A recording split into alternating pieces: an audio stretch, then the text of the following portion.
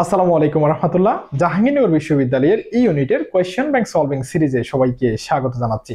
আজকে আমরা জাহাঙ্গীরনগর বিশ্ববিদ্যালয়ের এই ইউনিটের 22 সেশনের যে ম্যাথমেটিক্স প্রশ্নটা রয়েছে এই ম্যাথমেটিক্স প্রশ্নটা নিয়ে আলোচনা করব।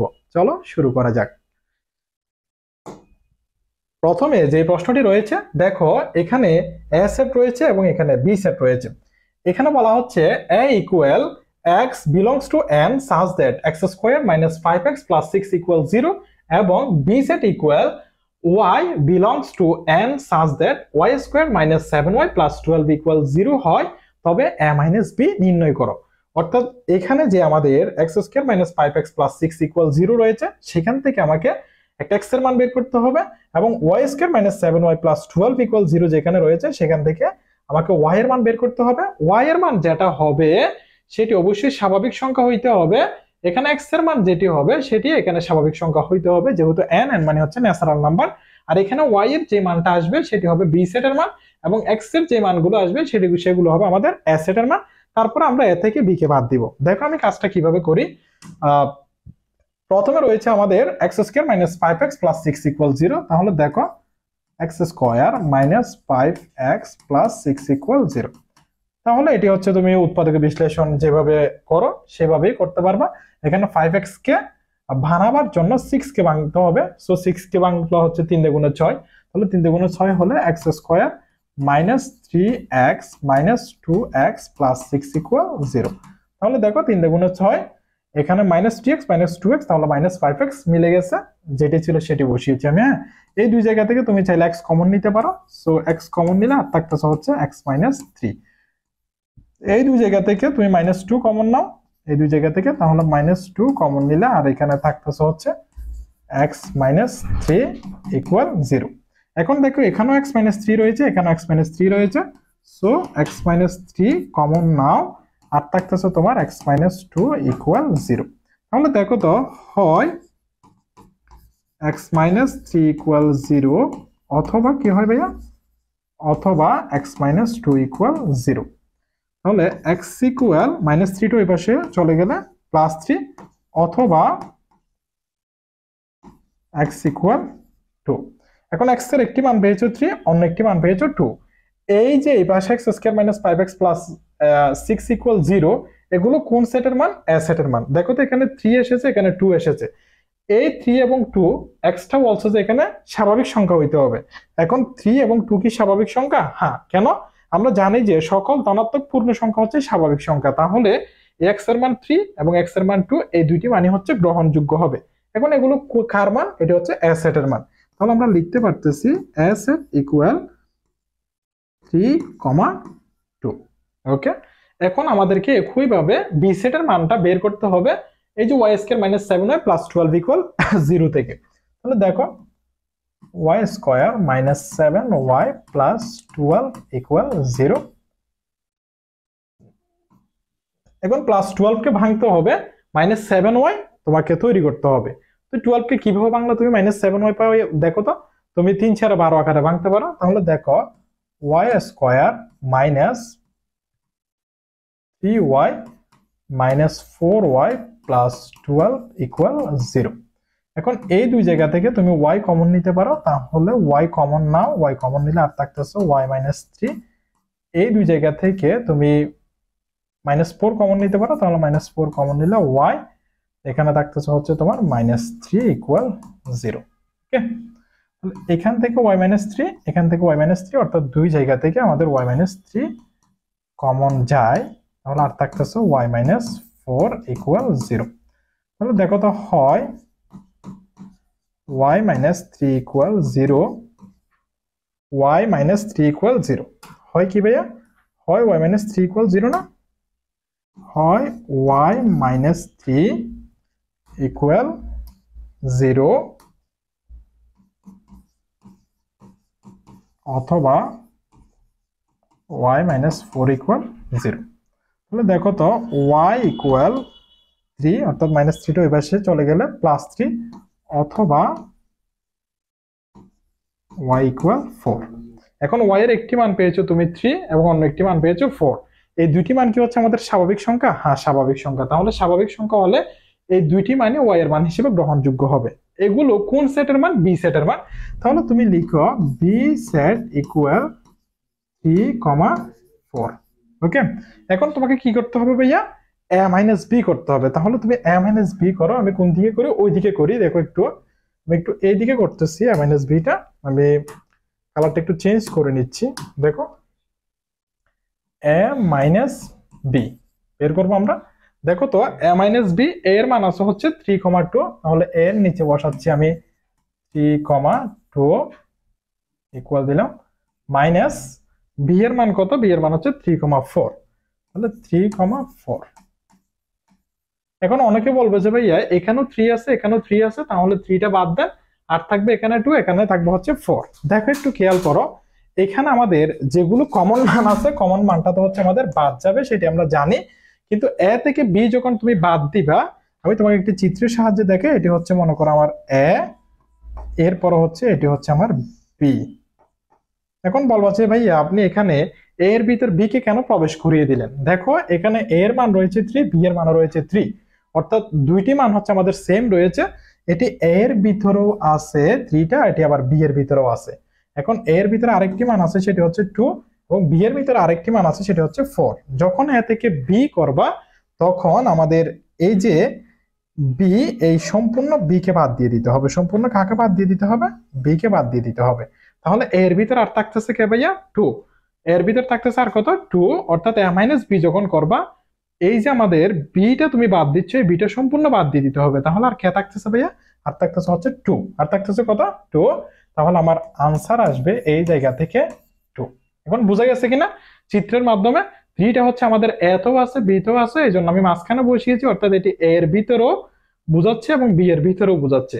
যখন এ থেকে বি বাদ দিব, সম্পূর্ণ বিটা বাদ দিতে হবে, তাহলে আর মান থাকতেছে কত? 2। 3 এবং 4 কে বাদ দিয়ে দিলে, তাহলে এই 2টা হচ্ছে আমার কারেক্ট আনসার। এটা সি অপশনে রয়েছে, সো সি অপশনটা হচ্ছে তোমার কারেক্ট আনসার। ওকে, এর পরের মেথড দেখো, এখানে বলা হচ্ছে নিচের কোনটি অমূলদ সংখ্যা। এখন আমরা মূলদ সংখ্যা বলতে কি বুঝি, অমূলদ সংখ্যা বলতে কি বুঝি, এবং মূলদ সংখ্যা কারা, অমূলদ সংখ্যা কারা, তোমাকে এগুলো একটু জানা লাগবে। দেখো মূলদ সংখ্যা,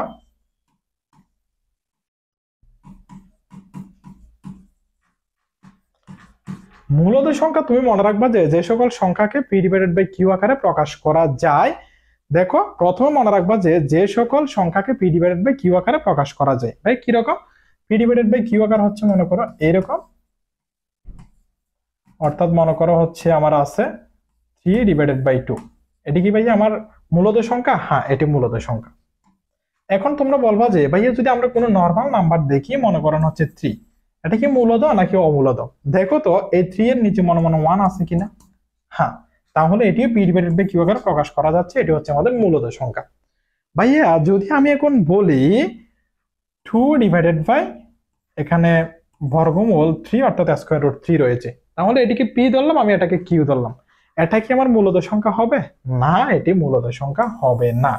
তাহলে ভাইয়া কেন? আপনি বললেন যে পি ডিভাইডেড বাই কিউ আকারে প্রকাশ করা যাবে, তাদেরকে মূলদ সংখ্যা বলে। 3 ডিভাইডেড বাই 2 এটি মূলদ সংখ্যা, 3 ডিভাইডেড বাই 1 এটি মূলদ সংখ্যা। আবার এটি বলতেছেন যে 3 ডিভাইডেড বাই স্কয়ার রুট 3 এটি মূলদ সংখ্যা হবে না। এখানে তো আমি চাইলে 2 কে পি ধরতে পারি এবং হচ্ছে আমাদের স্কয়ার রুট 3 কে কিউ ধরতে পারি। দেখো মূলদ সংখ্যার শর্ত একটি হচ্ছে আমাদের পি ডিভাইডেড বাই কিউ, এটি হচ্ছে আমার 1 নম্বর শর্ত। 2 নাম্বার হচ্ছে আমার সসীম দশমিক সংখ্যা হইতে হবে। কি হইতে হবে ভাইয়া? সসীম দশমিক। সসীম দশমিক বলতে আপনি কি বোঝাচ্ছেন? মনে করো একটি আমার দশমিক যুক্ত সংখ্যা আছে 0.3। এই 0.3 এর ওই পাশে কোনো কিছু আছে না, দশমিকের পর একটি সংখ্যা আছে, সেটি তুমি গণনা করতে পারতেছো।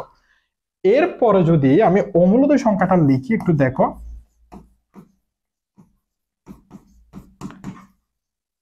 তুমি অমূলদ সংখ্যাটা মনে রাখবা যে অসীম দশমিক সংখ্যা একটি শর্ত মনে রাখলে হবে। অসীম দশমিক সংখ্যা।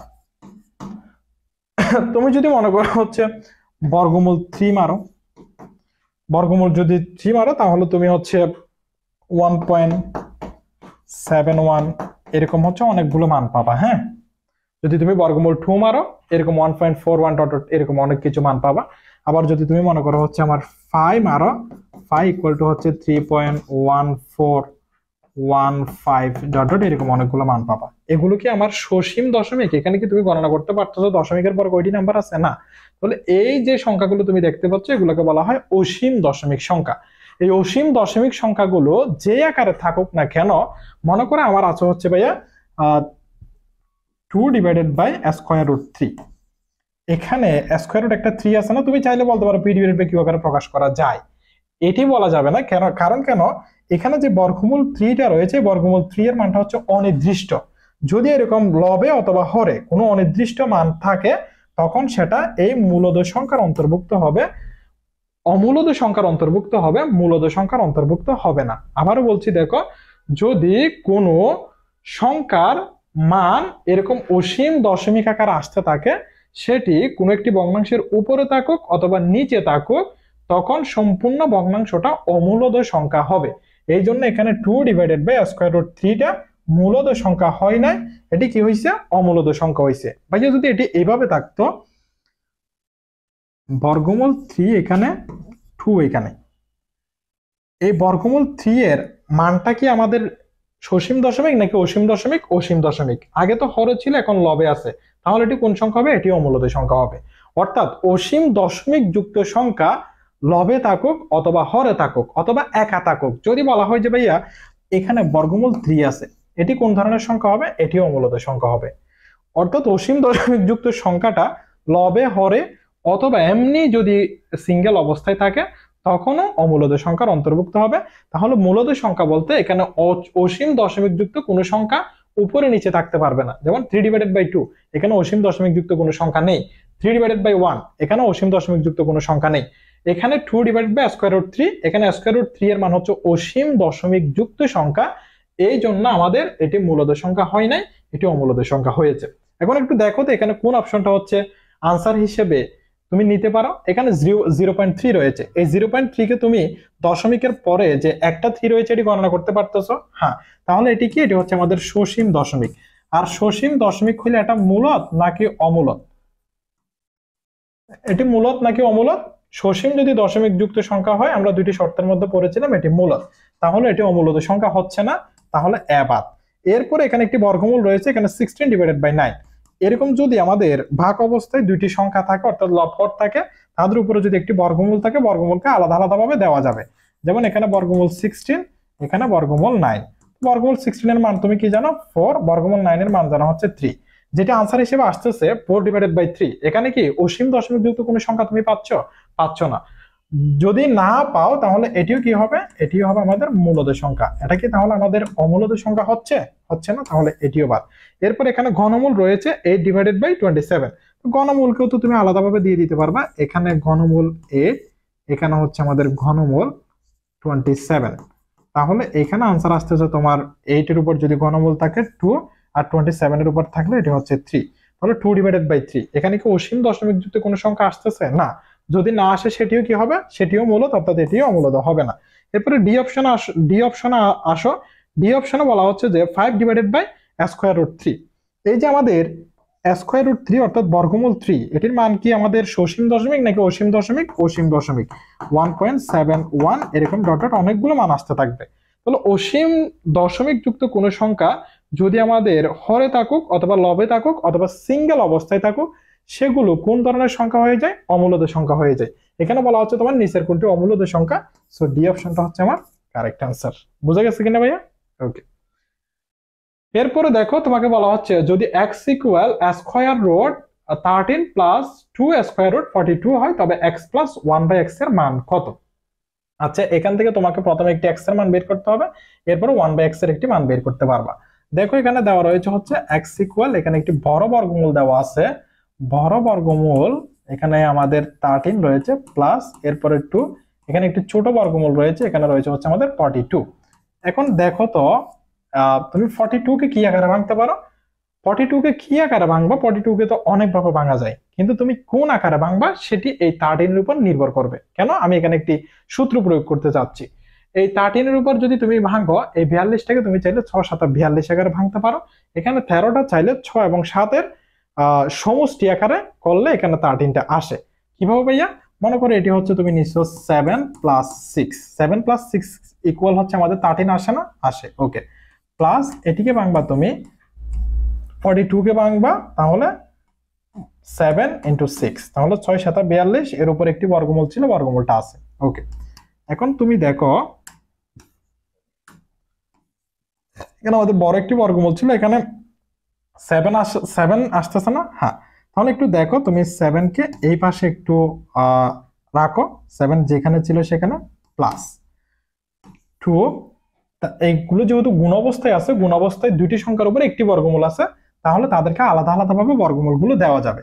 অর্থাৎ একটি 7 এর উপর তুমি বর্গমূল দিয়ে দিয়েছো, এরপরে গুণ, এখানে কোনো কিছু যদি গুণ না দাও তখন কিন্তু গুণ বোঝাচ্ছে।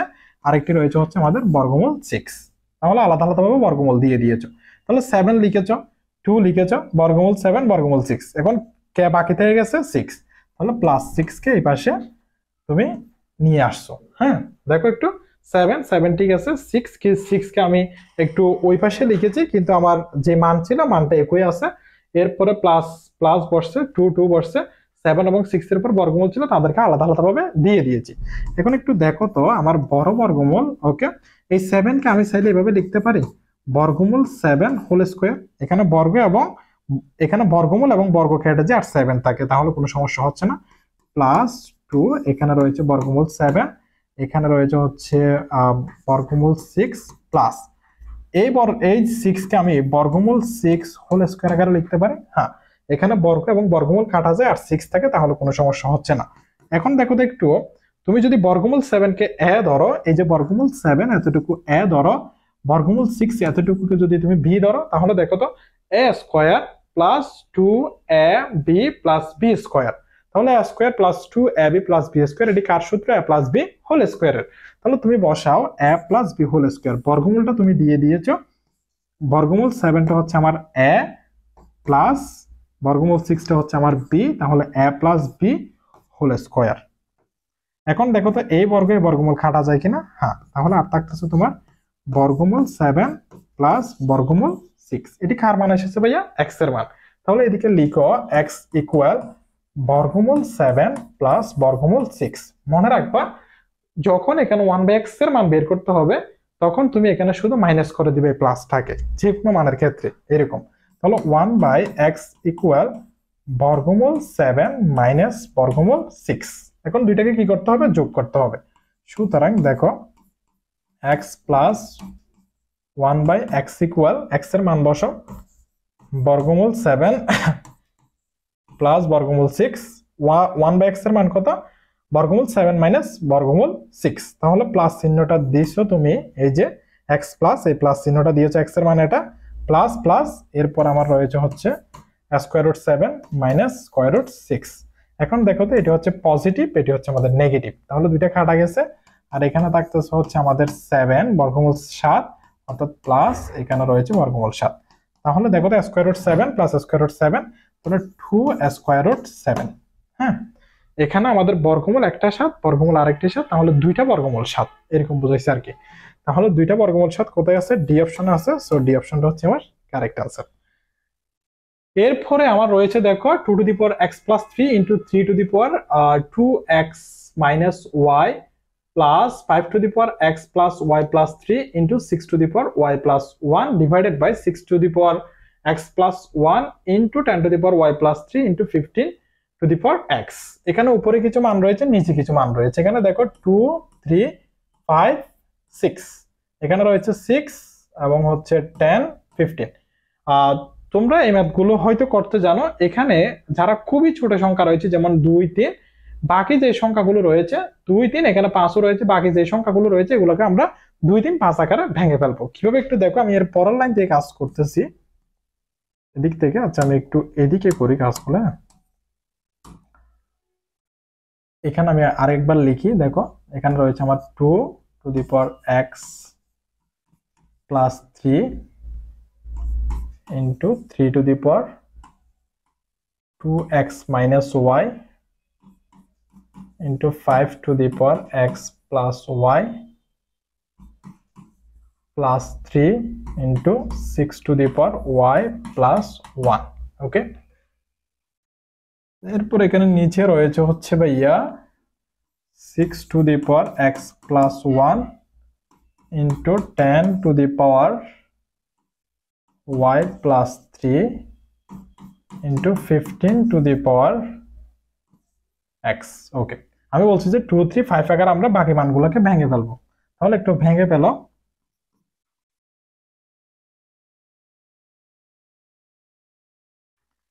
তুমি 2 to the power x plus 3 যেরকম ছিল সেরকম রাখো, into 3 to the power 2x minus y যেরকম ছিল সেরকম রেখে দিছো, ইন্টু 5টাকেও রেখে দাও 5 to the power x plus y plus 3 into এই 6 কে তুমি ভেঙে ফেলো কি আকারে, 3 into 2 3 গুণ 6, তাহলে 3 into 2 এটা হচ্ছে 6, 6 এর উপরে ছিল হচ্ছে তোমার y plus 1। ওকে, এখানে 6 to the power x plus 1 কে তুমি আগের মতো 3 into 2 whole to the power হচ্ছে ভাইয়া x plus 1 into এই 10 to the power y plus 3 কে আমরা ভাঙবো 5 into 2 অর্থাৎ 5 গুণ 10 y plus 3 into এখানে 15 to the power x, এটাকে ভাঙবো হচ্ছে আমরা 3 into 5 আকারে। হ্যাঁ, তাহলে 3 into 5 3 5 15 to the power হচ্ছে আমার x। এখন এগুলো যে হচ্ছে গুণ অবস্থায় উপরে হচ্ছে পাওয়ার আছে, তাদেরকে আলাদা আলাদা ভাবে পাওয়ার গুলো দেওয়া যাবে কিনা? হ্যাঁ, দেওয়া যাবে। তাহলে দেওয়া গেলে একটু দেখো, একটু নিচে করে দেখতে ভালো হবে না? ওকে, দেখো এখানে 2 to the power x plus sorry 2 to the power x plus 3 আছে into 3 to the power 2x minus y into 5 to the power x plus y plus 3 এরপরে ইন্টু এখন 3 into 2 অর্থাৎ 3 এর উপরে পাওয়ার আছে 2 এর উপরে পাওয়ার আছে, পাওয়ারগুলো আলাদা আলাদা ভাবে দিয়ে দাও। তাহলে 3 to the power y plus 1 into 2 to the power y plus 1 আলাদা আলাদা ভাবে আমি পাওয়ারগুলো দিয়ে দিয়েছি। এখন এদেরকেও তাহলে আলাদা আলাদা ভাবে দিয়ে দাও। 3 to the power x plus 1 into 3টাকে দিয়ে দিয়েছে, এখন 2টাকে দিয়ে দাও 2 to the power x plus 1 into 5 to the power y plus 3 into 2 to the power y plus 3। এটা তো বুঝে গেছো যে হচ্ছে 5 এর উপরে পাওয়ার যেটা ছিল সেটা দিয়ে দিয়েছি, 2 এর উপর পাওয়ার যেটা ছিল সেটা দিয়ে দিয়েছি, ইন্টু এখন 3 এর উপরে হচ্ছে x আছে ইন্টু 5 to the power হচ্ছে কি আছে ভাইয়া x আছে। এখন তুমি 2 কোথায় আছে 2 গুলাকে বেছে নাও। দেখো আমি তোমাকে একটু দেখাই, এখানে 2 আছে, তাহলে এটাকে বেছে নিবা। এরপরে 2 যেখানে যেখানে আছে, এরপরে হচ্ছে এখানে 2 আছে, এরপরে হচ্ছে এখানে 2 আছে, এরপরে হচ্ছে আমার এখানে 2 আছে, 4 জায়গায় 2 আছে। দেখো এখানে উপরে যারা 2 আছে, উপরে 2 কে আমি এক পাশে নিব, অর্থাৎ এক পাশে নিয়ে আসব, এবং এখানে নিচের যেগুলো 2 আছে তাদেরকে আমি এক পাশে নিয়ে আসব। এটা তো তোমরা লিখেছো। হ্যাঁ, এটা লেখার পরে তুমি হয়তো নোট করতেছো। এখন যদি নোট না করে একটু স্ক্রিনশট নিয়ে নাও, আমি প্রথম লাইনটা মুছে দিয়ে আমি করতেছি। হ্যাঁ, একটু দেখো, এই লাইন থেকে আমি এই লাইনে যাবো, এই লাইনটাতে তুমি লিখে ফেলেছো, এই লাইনটা একটু লিখে ফেললে দেখো, একটু মুছে দিচ্ছি।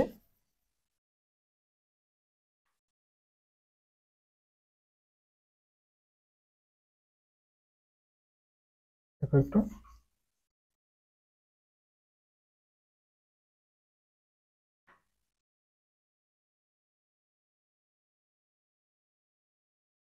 যদিও হচ্ছে ম্যাথটা একটু বড় টাইপের, বাট যদি তুমি প্র্যাকটিস করো ইনশাল্লাহ তুমি পারবা। ওকে, আমি এতটুকু মুছতেছি, এই বাকিগুলো তো তুমি বুঝতেছো। হ্যাঁ, আমরা কোন লাইন থেকে যাবো ভাইয়া? আমরা এই লাইন থেকে যাব, এই লাইন থেকে যাব। তাহলে দেখো এখানে 2 রয়েছে, এখানে 2 রয়েছে, আমি হচ্ছে বাক্স চিহ্নটা তোমাকে অবশ্যই নিয়ে আসতে হবে। ওকে, এখন দুই জায়গাতে 2 রয়েছে, তাহলে আমি এখানে একটা 2 to the power x plus 3 into 2 to the power y plus 1 y plus 1 এক পাশে নিয়ে এসেছি, এবং এখানে ছিল 2 to the power x plus 1 into 2 to the power y plus 3। ওকে, তাহলে এখানে 2 ছিল, এখানে 2 ছিল, তাদেরকে উপরে লিখেছি, এখানে 2 ছিল, এখানে 2 ছিল, তাদেরকে আমি নিচে লিখেছি, এক পাশে নিয়ে এসেছি। এরপরে তুমি ওয়াইটা একটু চিহ্নিত করো, ওয়াইটা দেখো, সরি 3টা চিহ্নিত করবে, এখানে তো ওয়াই বলছি, সরি, এখানে 3 রয়েছে আমার, এখানেও 3 রয়েছে, আচ্ছা উপরে দুইটা পেয়েছি, এখানে 3 রয়েছে এবং এখানে 3 রয়েছে, নিচে পাচ্ছি দুইটা। তাহলে নিচের গুলাকে নিচে, উপরের গুলাকে উপরে। তাহলে উপরে 3 পেয়েছো যে তুমি 3 to the power 2x minus 1, তাহলে into 3 to the power 2x minus y। ওকে, এটা লিখেছো। এরপরে এটা লিখো 3 to the power y plus 1 into 3 to the power y plus 1। ওকে, এখন নিচে কাকে কাকে পেয়েছো এটাকে, তাহলে into 3 to the power x plus 1, এখানে পেয়েছো 3 টু দি পাওয়ার x, কেন 3 টু দি পাওয়ার x, তাহলে ইনটু 3 টু দি পাওয়ার হচ্ছে তোমার x। ওকে, এরপরে এখানে পাচ্ছ তুমি 5 কে একটি, আর এখানে 5, এখানে 5, এখানে দুইটা রয়েছে, সো ইনটু হলো 5, এখানে 5 এর উপর আছে x প্লাস y প্লাস 3, এখানে ইনটু নিচে আছে হচ্ছে আমার 5 to the power y plus 3, এবং আরেকটি আছে হচ্ছে 5 টু দি পাওয়ার x। ওকে, এখন আমি এগুলো মুছে দিচ্ছি, এগুলো তো তুমি তুলে নিয়েছো। হ্যাঁ, এগুলো তুলে নিয়েছো, এগুলো আমি একটু মুছে দিচ্ছি, যেহেতু আমি এর পরের লাইনে কাজ করব। যদি একটু হচ্ছে ম্যাথটা তোমার বড় টাইপের লাগবে, বাট বড় টাইপের না, তুমি করতে করতে এটি তোমার জন্য সোজা হয়ে যাবে ইনশাল্লাহ।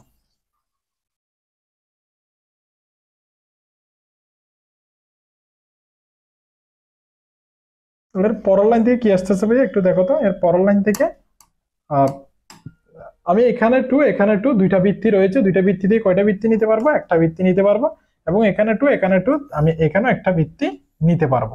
তাহলে উপরে তুমি একটা বৃত্তি নিয়ে কাজ করলে, তুমি 2 বৃত্তি নিছো, এই 2, এখানে যদি 5000 বৃত্তি থেকে আমরা একটা নিব, বৃত্তি নেওয়ার পর পাওয়ার গুলো কি করব? যোগ করব। তাহলে x plus 3 plus y plus 1, এখানে তাহলে তুমি 2, এখান থেকে 2, এখান থেকে 2, দুই জায়গা থেকে একটি বৃত্তি নিয়েছো, তাহলে x plus 1 plus y plus 3। ওকে, এরপর হচ্ছে 3 কে ধরো, তাহলে একইভাবে তুমি ইনটু 3, এই যে 3, এই যে 3, এই দুইটা জায়গা থেকে তুমি একটা 3 নিয়েছো, তাহলে 2x মাইনাস y, পাওয়ারগুলো যোগ করা, প্লাস y প্লাস 1। এখানে 3 কে নিয়ে কাজ করলে 3 to the power x plus 1 plus x। হ্যাঁ, ওকে, এখন যদি তুমি 5 কে নিয়ে কাজ করো, into 5 to the power x plus y plus 3, এখানে নিচে হচ্ছে into 5 to the power y plus 3 plus x, অর্থাৎ এই 5 দুই জায়গা থেকে একটা নিয়েছে, পাওয়ারগুলো আমি যোগ করেছি y প্লাস 3 প্লাস x। এখন দেখো একটু, এখানে 2 বৃত্তি রয়েছে, এখানে 2 বৃত্তি রয়েছে, তাহলে কয়টা বৃত্তি নিব? একটা বৃত্তি। তাহলে একটা বৃত্তি নিয়েছো, পাওয়ারগুলো এখন বাঁক অবস্থায় কি হবে? বিয়োগ হবে। তাহলে দেখো x প্লাস y, দেখো x লিখেছি প্লাস y লিখেছি, 3 আর 1 এ কত হবে? 4, তাহলে প্লাস 4। এখন এগুলা বাদ দাও, মাইনাস x প্লাস ওয়াইটা মাইনাস y হয়ে যাবে, এখানে প্লাস 1 প্লাস 3, তাহলে এখানে নিচে হয়েছে প্লাস 4, বাট যখন আমরা বিয়োগ করব তখন হয়ে যাবে -4। ওকে, ইনটু 3 কে নিয়ে যদি কাজ করো, দেখো এখানে 3, এখানে 3, আমি একটা নিব বৃত্তি হিসেবে, তাহলে 2x, এখানে -y প্লাস y এখানে কেটে যায়, তাহলে আর থাকে 2x প্লাস 1, 2x প্লাস 1। আর এখানে থাকতেছে দেখো x, এখানে x, 2x plus 1, 2x plus 1, তাহলে এখানে যদি আমি ভাগের বেলায় বিয়োগ করি, তাহলে -2x মাইনাস 1 ইনটু 5 একটা নিব, তাহলে একটা নিছো তুমি 5, x plus y plus 3, x plus y plus 3 লিখলাম। এখানেও দেখো y প্লাস 3 প্লাস x, তাহলে বিয়োগ করলাম -y মাইনাস 3 মাইনাস x। হ্যাঁ, তাহলে দেখো এখানে পজিটিভ হয়, কিছু না থাকা মানে প্লাস চিহ্ন বোঝাচ্ছে, এখানে নেগেটিভ হয়, sorry plus x minus x, এটা হচ্ছে প্লাস y মাইনাস y, এরপর হচ্ছে আমাদের -4 প্লাস 4, আর কি আছে? 0, তাহলে ইকুয়াল হচ্ছে আমার 2 to the power 0 into -2x plus 2x plus 1 minus 1, তাহলে কিছু না থাকা মানে উপরে কি 3 টু দি পাওয়ার 0 ইনটু, এখানে একটু দেখো plus x minus x plus y minus y plus 3 minus 3, কোনো কিছু আছে নাই, তাহলে 5 to the power 0। 2 to the পাওয়ার 0 কোনো সংখ্যার উপর 0 থাকা মানে মান কত 1, তাহলে 1 ইনটু 1 ইনটু 1। হ্যাঁ, তাহলে যদি 3টা 1 গুণ করো তুমি आंसर কত পাচ্ছ 1।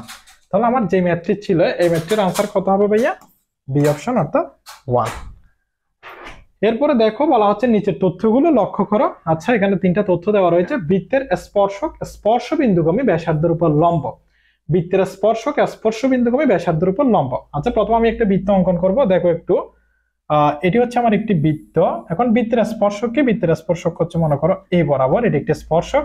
এটি হচ্ছে আমার বৃত্তের মূল বিন্দু। বৃত্তের মূল বিন্দু থেকে পরিধি পর্যন্ত দূরত্ব, এটাকে বলা হয় হচ্ছে আমাদের ব্যাসার্ধ।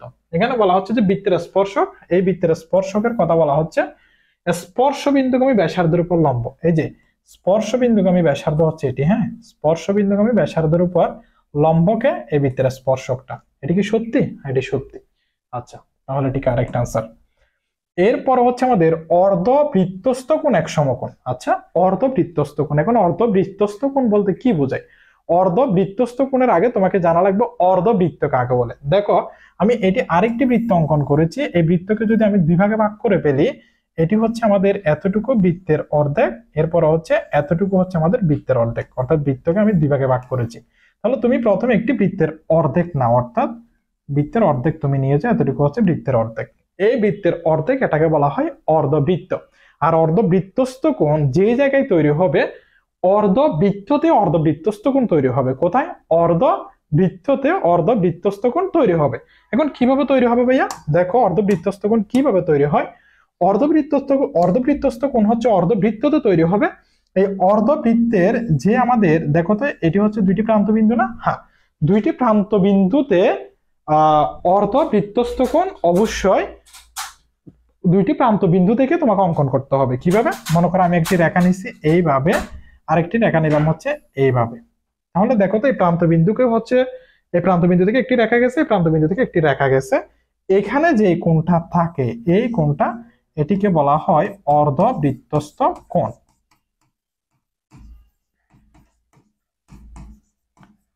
আর প্রথমে এটিকে কি বলেছিলাম? এটি হচ্ছে আমাদের স্পর্শক। এটি কারেক্ট ছিল। এখন এটি কারেক্ট কিনা তাহলে আবার দেখো, প্রথমে বৃত্তকে আমরা দুই ভাগে ভাগ করব, তখন হয়ে যাবে অর্ধবৃত্ত। এই যে এক কোণটা এতটুকু, এতটুকু নিয়ে আমি কাজ করতেছি। আবারও বলতেছি, অর্ধবৃত্তস্থ কোণ কোথায় তৈরি হবে? অর্ধবৃত্ততে তৈরি হবে। তাহলে এটি হচ্ছে আমাদের বৃত্তের অর্ধেক ছিল, এটি অর্ধবৃত্ত। অর্ধবৃত্তের মধ্যে অর্ধবৃত্তস্থ কোণ তৈরি হচ্ছে। এই যে অর্ধবৃত্তের যে আমাদের প্রান্তবিন্দু রয়েছে, প্রান্তবিন্দু থেকে এখান থেকে একটি রেখা, এখান থেকে একটি রেখা, মাঝখানে যে কোণটা তৈরি হবে সেটা হচ্ছে অর্ধবৃত্তস্থ কোণ।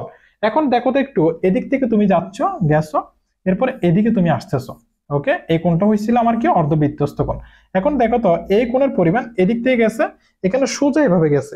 তাহলে এই মাঝখানের কোণটা 90 ডিগ্রি কিনা? হ্যাঁ, এটি হচ্ছে 90 ডিগ্রি। তাহলে 90 ডিগ্রি হলে এই অর্ধবৃত্তস্থ কোণের মান যদি 90 ডিগ্রি হয়, তাহলে এটা কি ভাই আমার অর্ধবৃত্তস্থ কোণটা কি সমকোণ না? অবশ্যই সমকোণ। আর মনে রাখবা, এই যে আমাদের এই বাহুটা রয়েছে, এই বাহুটা হচ্ছে আমাদের অতিভুজ। কেন ভাইয়া? কারণ আমরা জানি যে সমকোণের বিপরীত যে বাহুটা থাকে, অর্থাৎ সমকোণের সাথে লাগানো থাকবে না যে বাহুটা, সেই বাহুটিকে বলা হয় অতিভুজ। আবারও বলছি, অর্ধবৃত্তস্থ কোণ তৈরি হবে অর্ধবৃত্ততে। অর্ধবৃত্তের যে দুইটি প্রান্ত বিন্দু রয়েছে, প্রান্ত বিন্দু থেকে একটি রেখা এভাবে, আরেকটি রেখা এভাবে যাবে, মাঝখানে যে কোণটা তৈরি হবে সেটা অর্ধবৃত্তস্থ কোণ। আর অর্ধবৃত্তস্থ কোণের মান হচ্ছে 90 ডিগ্রি। 90 ডিগ্রি মানে এটি হচ্ছে আমাদের এক সমকোণ। তাহলে দেখো, অর্ধবৃত্তস্থ কোণ এক সমকোণ, এটি হচ্ছে আমাদের কারেক্ট আনসার। তো দুইটি তথ্য হচ্ছে এখানে কারেক্ট। এরপরে বলা হচ্ছে বৃত্তের সকল সমান যে কেন্দ্র থেকে সমদূরবর্তী। দেখো তো, প্রথমে তুমি একটি বৃত্ত অঙ্কন করো। এটি একটি বৃত্ত অঙ্কন করেছো। ওকে, এটি হচ্ছে আমাদের বৃত্তের মূলবিন্দু। আর বৃত্তের মূলবিন্দু, এখন যে মানে হচ্ছে আমাদের এই যে বৃত্তের এক প্রান্ত থেকে অপর প্রান্ত, অর্থাৎ এটি আমাদের মনে করো হচ্ছে এতটুকু হচ্ছে আমাদের ব্যাসার্ধ। আর যদি আমি সম্পূর্ণ করে দিই, এটি হচ্ছে আমার ব্যাস। এটা হচ্ছে আমার কি? ব্যাস। ব্যাস না? এই প্রান্ত থেকে এই প্রান্ত, এটি কি ভাইয়া? এটা হচ্ছে আমার ব্যাস। আর যে হয় কখন? যে হচ্ছে আমার কেন্দ্র দিয়ে যদি না যায়, মনে করো এ বরাবর গেছে পরিধির এক প্রান্ত থেকে অপর প্রান্ত, এটি হচ্ছে এক প্রান্ত থেকে অপর প্রান্ত, এটি কেন্দ্র দিয়ে গেছে, কেন্দ্র দিয়ে যায়নি। যদি কেন্দ্র দিয়ে না যায়, তাহলে এটি হয়েছে আমার একটি যে, এটি হচ্ছে আমার প্রথম যে, এটি হচ্ছে মনে করো 1 নম্বর যে, এটি হচ্ছে আমার 2 নম্বর যে। হ্যাঁ, এখন কি বলা হচ্ছে, বৃত্তের সকল সমান যে কেন্দ্র থেকে সমদূরবর্তী, অর্থাৎ বৃত্তের সকল সমান যে মানে এই দূরত্বটা যতটুকু হবে এই দূরত্বটা যদি ততটুকু হয়, যদি এখানে আকার ক্ষেত্রে হয়তো তোমার একটু লাগতেছে যে একটি ছোট একটি বড়, মনে করো হচ্ছে এটির মানও হচ্ছে 2 মিটার, এটির মানও হচ্ছে 2 মিটার। হ্যাঁ, দুইটা কি এখন দুইটা সমান, তাহলে বৃত্তের সকল সমান যে, এটিও 2 মিটার এটিও 2 মিটার, আর আমি দুইটা যে নিয়ে দেখাচ্ছি কেন্দ্র থেকে সম দূরবর্তী, অর্থাৎ এই যে কেন্দ্র থেকে এতটুকু দূরত্ব যেটা হবে এই কেন্দ্র থেকে এটার দূরত্ব ততটুকু হবে। এখন এটা সত্য কিনা? হ্যাঁ, বৃত্তের সকল সমান যে কেন্দ্র থেকে সমদূরবর্তী, অর্থাৎ এটির মানও যদি 2 মিটার হয় এটির মানও যদি 2 মিটার হয়, তাহলে এই যে আমাদের এটি হচ্ছে বৃত্তের কেন্দ্র, বৃত্তের কেন্দ্র থেকে এতটুকু দূরত্ব এবং বৃত্তের কেন্দ্র থেকে এতটুকু দূরত্ব সমান হবে। যদি আমি একটু তোমাকে চিহ্নিত করে দিই, দেখো এই যে এতটুকু দূরত্ব এবং এতটুকু দূরত্ব হচ্ছে আমাদের সমান, তাহলে এটি হচ্ছে আমার সঠিক তথ্য। তাহলে এখানে বলছে যে নিচের কোনটি সঠিক, এখানে 1 2 3 অর্থাৎ ডি অপশন, তিনটে হচ্ছে আমার কারেক্ট আনসার। তাহলে অর্ধবৃত্তস্থ কোণ কি সেটি আমরা দেখেছি, এবং যে কি সেটি দেখেছি, এবং সকল সমান যে হচ্ছে আমাদের বৃত্তের কেন্দ্র থেকে সমদূরবর্তী। এর পরবর্তীতে হচ্ছে স্পর্শক, সেটি দেখেছি, এবং এখানে বলা হচ্ছে বৃত্তের স্পর্শক স্পর্শবিন্দুগামী ব্যাসার্ধের উপর লম্ব, আর বৃত্তের স্পর্শকটা স্পর্শবিন্দুগামী ব্যাসার্ধের উপর লম্ব। এখানে তিনটা হচ্ছে তথ্য আমাদের সঠিক।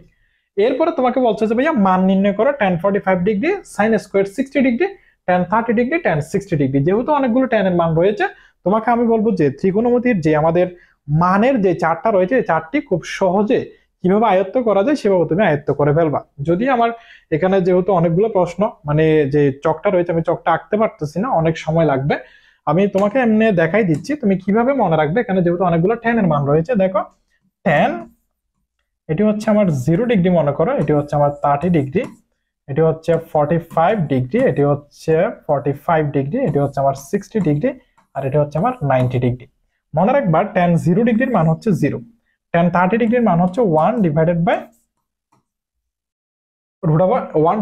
স্কয়ার রুট 3, অর্থাৎ 1 বাই বর্গমূল 3।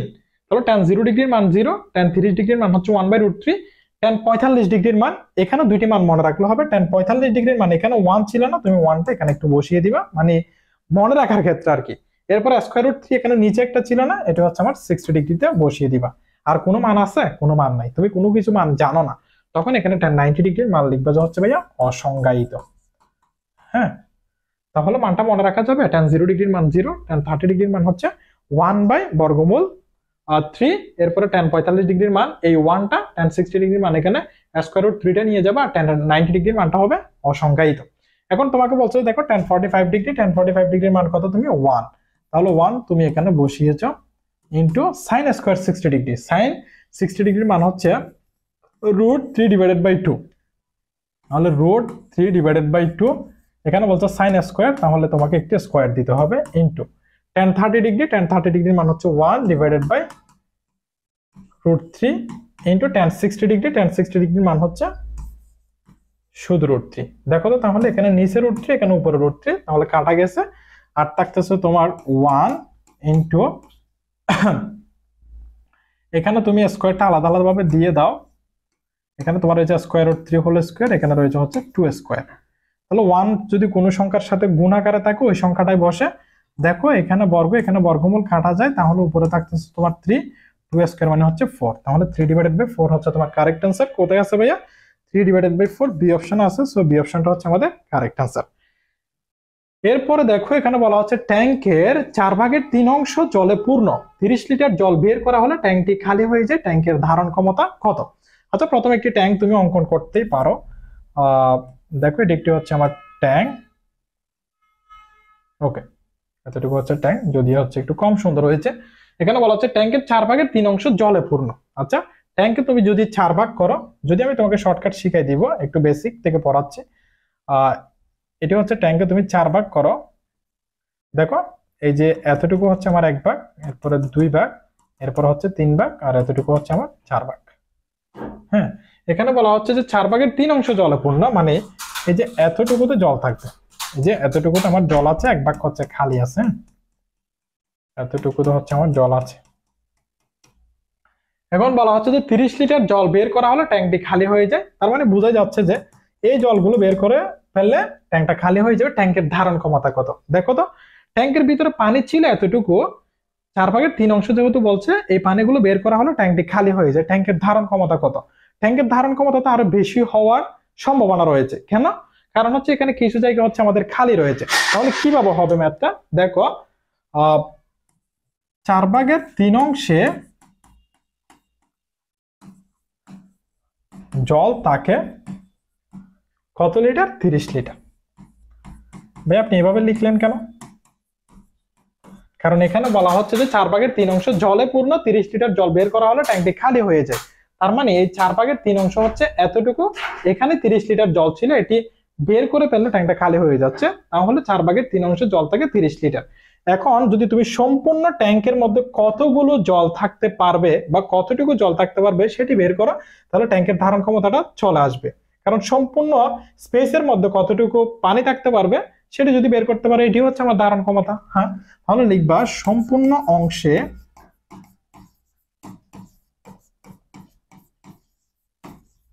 জল থাকে। তোমাকে আমি একটু জানিয়ে রাখি, যখন সম্পূর্ণ অংশে বলবে তখন এই ভগ্নাংশটাকে শুধুমাত্র তুমি চেঞ্জ করে দিবে, অর্থাৎ লবকে হরে নিয়ে আসবা, হরকে লবে নিয়ে যাবা। তাহলে 4 হবে আমার উপরে, 3 হবে নিচে, গুণন এখানে হচ্ছে 30 লিটার। তাহলে দেখো এখানে হচ্ছে 3 × 30 আর থাকতেছে তোমার 4 × 40 লিটার। তার মানে তুমি কি বুঝতে পারতেছো, এখানে এতটুকুতে জল ছিল ভাইয়া 30 লিটার, এই খালি স্পেসে জল থাকতে পারবো হচ্ছে আমার 10 লিটার। তাহলে ট্যাঙ্কের ধারণ ক্ষমতা কত? এতটুকু না আমার ট্যাঙ্ক? হ্যাঁ, তাহলে টোটাল হচ্ছে আমার 40 লিটার। এখন বোঝা গেছে কিনা? যদি তোমাকে বলা হতো ট্যাঙ্কটি খালি হয়ে যাওয়ার পর যে অবশিষ্ট আমাদের শুধুমাত্র খালি স্পেসটা ছিল সেখানে কতটুকু জল থাকতে পারবে, তাহলে সেটি হচ্ছে আমাদের 10 লিটার।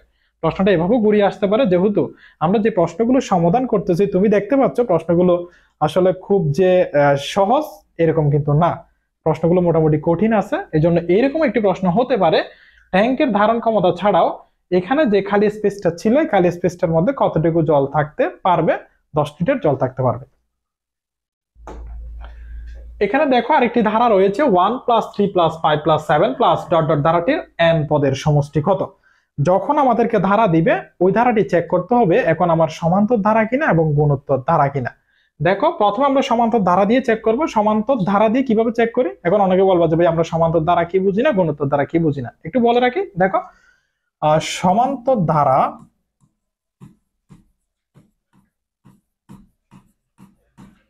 অন্যটি হচ্ছে আমার গুণোত্তর ধারা।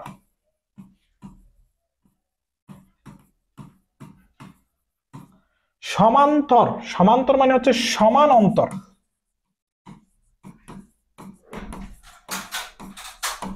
গুণোত্তর, গুণোত্তর মানে হচ্ছে সমান অনুপাত।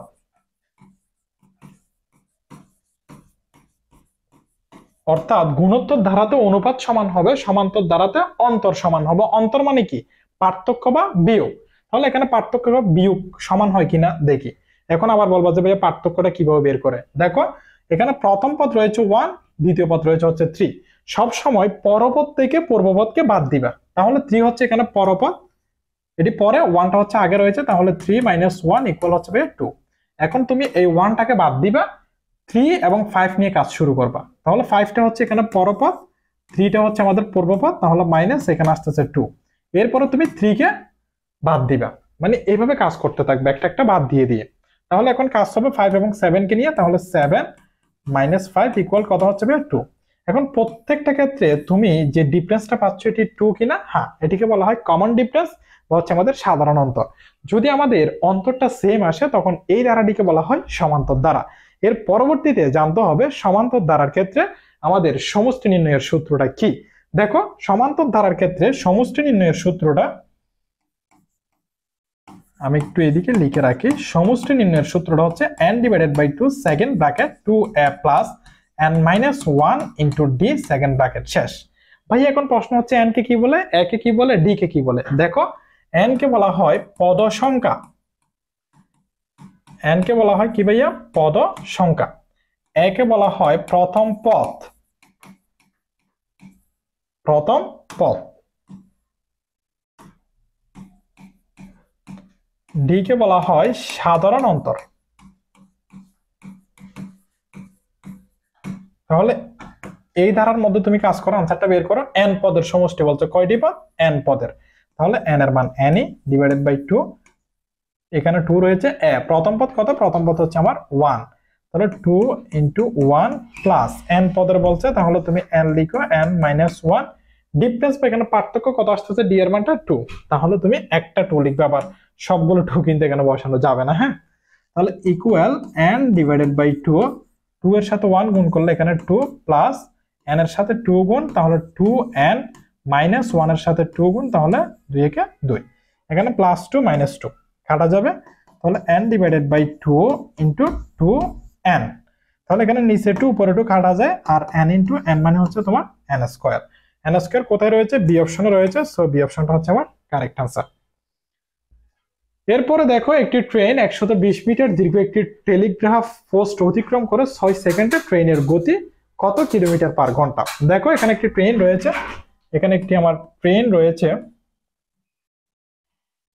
এখানে একটি ট্রেন রয়েছে, এখন বলা হচ্ছে যে এখানে একটি টেলিগ্রাফ পোস্ট আছে। মনে করো একটি ট্রেন 120 মিটার দীর্ঘ একটি টেলিগ্রাফ পোস্ট অতিক্রম করে 6 সেকেন্ড, একটি টেলিগ্রাফ পোস্ট কি করছে, অতিক্রম করে 6 সেকেন্ডে। আচ্ছা, একটি ট্রেন 120 মিটার দীর্ঘ একটি টেলিগ্রাফ পোস্ট অতিক্রম করেছে, তাহলে এই পোস্টকে সে কি করে ফেলেছে, অতিক্রম করে ফেলেছে, অতিক্রম করে ফেলেছে। আচ্ছা, এটা হচ্ছে আমার টেলিগ্রাফ পোস্ট অতিক্রম করছে, মানে হচ্ছে এই ট্রেনের সমান দূরত্ব সে অতিক্রম করছে না। টেলিগ্রাফ পোস্ট অতিক্রম করা মানে, হ্যাঁ, যদি সমান দূরত্ব অতিক্রম করে, এই দূরত্বের মানটা কত ছিল, 120 মিটার, তাহলে 100 হচ্ছে আমার 20 মিটার। কয় সেকেন্ডে করছিল, এটা 6 সেকেন্ডে করছিল, তাহলে এটা হচ্ছে আমার 6 সেকেন্ড। ট্রেনের গতি কত কিলোমিটার পার ঘন্টা, ট্রেনের গতি কত কিলোমিটার পার ঘন্টা মানে কি বোঝাচ্ছে, তুমি গতিবেগ বের করো। তাহলে গতিবেগের সূত্র তুমি কি জানো, গতিবেগের একটি সূত্র মনে রাখবা, গতিবেগ ইকুয়াল হচ্ছে আমার দূরত্ব ডিভাইডেড বাই সময়। এখানে দূরত্বটা কত, দূরত্বটা হচ্ছে 120 মিটার, সো 120 হচ্ছে উপরে, সময়টা কত, সময়টা হচ্ছে 6 সেকেন্ড, তাহলে এখানে কত আসতেছে, এখানে আসতেছে হচ্ছে ভাইয়া 20। এখন এখানে কাজ করছিলাম মিটারে, এখানে বসাইছে হচ্ছে সেকেন্ডে, তাহলে তোমার আনসারটা আসতেছে মিটার পার সেকেন্ডকে। কিন্তু তোমার থেকে জিজ্ঞেস করছে এখানে মিটার পার সেকেন্ডে কত, নাকি কিলোমিটার পার ঘন্টাতে কত, কিলোমিটার পার ঘন্টাতে কত। আমি একটু শর্টকাট শিখিয়ে দিচ্ছি, যদিও এখানে অনেকটা বিস্তারিত বের করতে হয় সেটি, কিন্তু সময়টা আসলে এখানে খুবই কম, এই জন্য। হ্যাঁ, যদি তুমি মিটার পার সেকেন্ড থেকে কিলোমিটার পার ঘন্টাতে কোনো মান নিয়ে যাইতে চাও, তখন কি করবা, যদি আমার কিলোমিটার পার ঘন্টা থেকে, দেখো কিলোমিটার, একটি ম দাও, কিলোমিটার পার ঘন্টা থেকে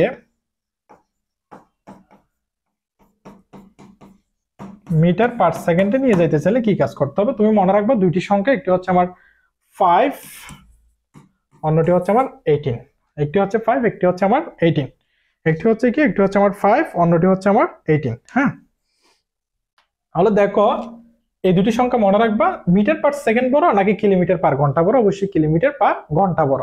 কিলোমিটার পার ঘন্টা হলে উপরে বসাবা তুমি 18, নিচে বসাবা 5। কেমন ভাইয়া, মিটার পার সেকেন্ড থেকে যেহেতু কিলোমিটার পার ঘন্টা, তুমি যেদিকে যাচ্ছ সেদিকে বড়, উপরে যে মানটা বসবে সেটি বড় বসাবা। এরপরে মিটার পার সেকেন্ড থেকে কিলোমিটার পার ঘন্টা থেকে মিটার পার সেকেন্ডে যাচ্ছ, মিটার পার সেকেন্ড কি ছোট নাকি বড়, কিলোমিটার পার ঘন্টা থেকে মিটার পার সেকেন্ড ছোট, ছোটর দিকে যাচ্ছ না, হ্যাঁ, তখন তুমি উপরে বসাবা হচ্ছে 5, নিচে বসাবা হচ্ছে 18, তখন উপরে বসাবা কি মানটা, ছোট মানটা। হ্যাঁ, যখন বড়ের দিকে যাবো উপরে বসাবা বড় এর মান, যখন ছোট এর দিকে যাবা বড় থেকে, তখন বসাবো উপরে ছোট মানটা। মান দুইটা কিন্তু একই, একটি হচ্ছে 5, অন্যটি হচ্ছে আমার 18। এখন এই 20 মিটার পার সেকেন্ড থেকে কোথায় যাইতে হবে, কিলোমিটার পার ঘন্টাতে যাইতে হবে, তাহলে 18 ডিভাইডেড বাই 5 দ্বারা কি করতে হবে, তোমাকে এখন গুণ করতে হবে, তাহলে 20 গুণন 5/18। এখন তোমার আনসার কত আসে একটু দেখো তো, 20 গুণন 18, 5/18। হ্যাঁ, 5 ভাগের কত ভাইয়া? 5 ভাগের 18, অর্থাৎ 20 × 18/5। তাহলে আমার আসে ভাইয়া হচ্ছে 72। এখন 72টা কোথায় চলে এসেছে? আমার এটি চলে এসেছে কিলোমিটার পার ঘন্টা। তাহলে ভাইয়া বোঝা গেছে তো কিলোমিটার পার ঘন্টা থেকে মিটার পার সেকেন্ডে কিভাবে যাব, মিটার পার সেকেন্ড থেকে কিলোমিটার পার ঘন্টাতে কিভাবে যাব। তাহলে 72 বা 72 কোথায় রয়েছে? ডি অপশনে রয়েছে। ডি অপশনটা হচ্ছে আমাদের কারেক্ট আনসার। এরপরে দেখো একটি ঘনাঙ্কের প্রতিটি শীর্ষ 50% বৃদ্ধি পেয়েছে, এর আয়তনে কত শতাংশ বৃদ্ধি? কত শতাংশ বৃদ্ধি? যদি তোমাকে বলে শতকরা বৃদ্ধি অথবা হ্রাস, সেই সূত্রটা আমি একটু লিখে দিচ্ছি আগে, যেহেতু আমাদের শতাংশ বৃদ্ধি বের করতে হবে। এই ম্যাথটা এসেছিল শতকরা থেকে। হ্যাঁ, শতকরা বৃদ্ধি সমান আমাদের হচ্ছে বর্তমান মাইনাস পূর্ব ডিভাইডেড বাই পূর্ব গুণন হচ্ছে 100%। এটি হচ্ছে আমার শতকরা বৃদ্ধি। এখন কি বলা হয়েছে? একটি গণাঙ্কের প্রতিটি শীর্ষ 50% বৃদ্ধি পেয়েছে। তাহলে দেখো তো, আগে যদি ছিল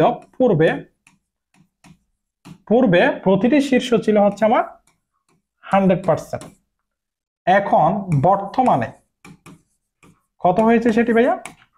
100 এর সাথে 50% বৃদ্ধি মানে 50 যোগ হয়েছে, অর্থাৎ তাহলে 100 কত হয়েছে? 150% হয়েছে।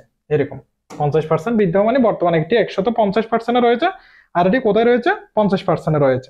সরি, 100% পড়বে যখন শতকরা থাকে আমরা এরকম ধরে নিই। হ্যাঁ, তাহলে দেখো তো একটু, যদি আমরা একটি তুলনামূলক অনুপাত করি, তুলনামূলক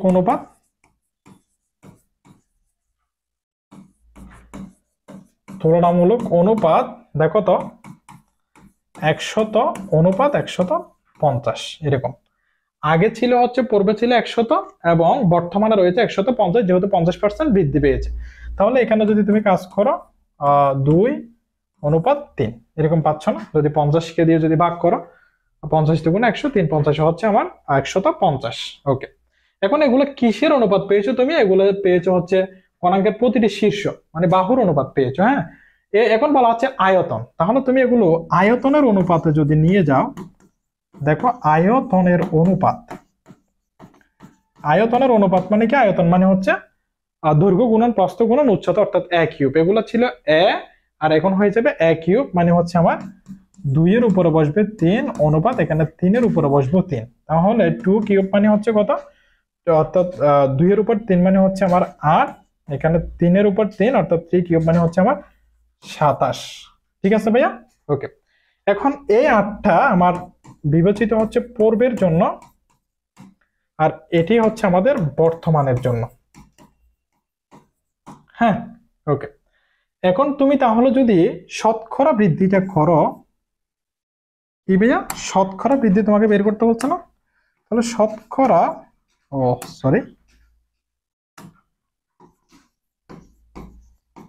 শতকরা বৃদ্ধিটা যদি তুমি করো একটু দেখো তো, বর্তমান কোন কত? 27। এরপর পূর্বে বলছে সূত্রে, পূর্বে মানে হচ্ছে 8, যেহেতু আয়তনে বলছে শতকরা আয়তন বৃদ্ধি, আমরা আয়তন নিয়ে কাজ করতেছি, আমরা কিন্তু এখন বাহু নিয়ে কাজ করতেছি না। হ্যাঁ, আয়তন নিয়ে কাজ করতেছি। তাহলে 27 - 8, এরপরে নিচে হচ্ছে পূর্ব মানে কত ভাইয়া? পূর্ব মানে হচ্ছে 8, গুণন হচ্ছে কত? গুণন হচ্ছে 100%। তাহলে এটা একটু ক্যালকুলেটরের আনসার বের করো তো, এখানে আনসারটা কত হয়? এখানে আনসারটা কত হয়? 237.5%। হ্যাঁ, 200 কত? 237.5%। কত আসছে ভাইয়া? 237.5%। তাহলে 237.5% কোথায় রয়েছে আমার?